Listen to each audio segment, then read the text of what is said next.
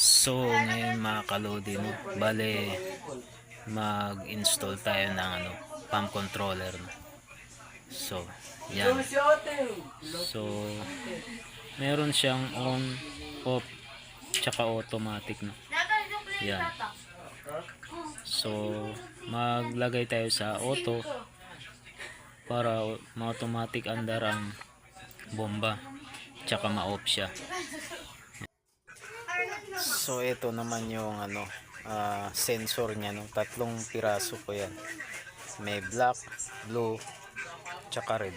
Yung black sa pinakailalim nakapwesto. Yung blue sa pinakagitna.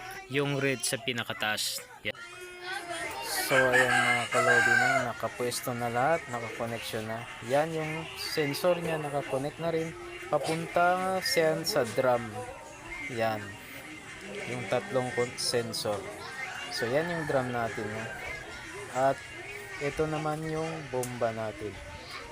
Yan. So pwede natin start testing natin.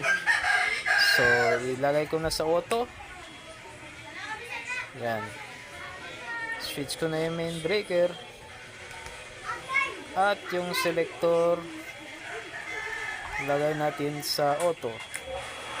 Yan. So namandar na, nagumpisa na andar.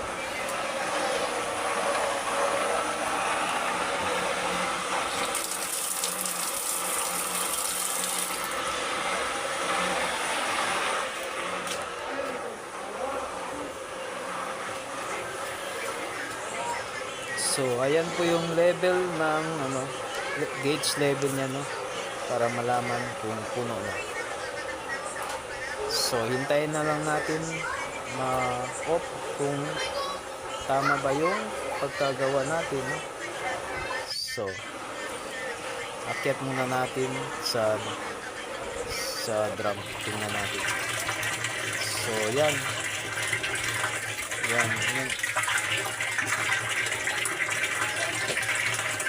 Tatlo po yan, no? Yung sa pinakailalim mo, yung black.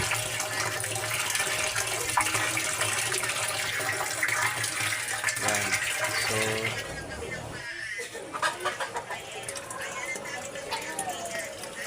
So ayan, konti na lang mga kalod, no? 1 inch na lang siya. Nasa 1 inch na lang. Hintayin na lang natin, no, ma-off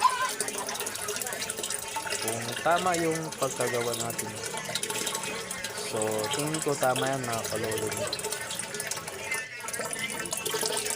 Yan. Kunti na lang. Tingnan natin kung ma-off siya. Yan, good job, no? Tama lang.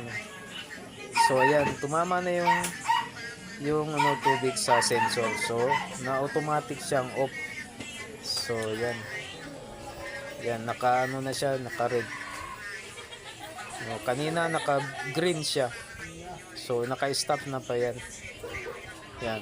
So ngayon subukan naman natin yung manual, no. Yan, dahil yan, naka off na yan. Kasi lagay natin sa manual. Yan. I-off na. Yan. Tapos press natin. Yun. Kumana siya. Stop. Yan. Yan. Balik natin yung sensor sa auto. Yan. Lagay natin sa auto. Yan. So ganyan lang, no? So successful yung pagkagawa natin, no, na pag-install natin ng pump controller. Yan, naka-full na yung tangke.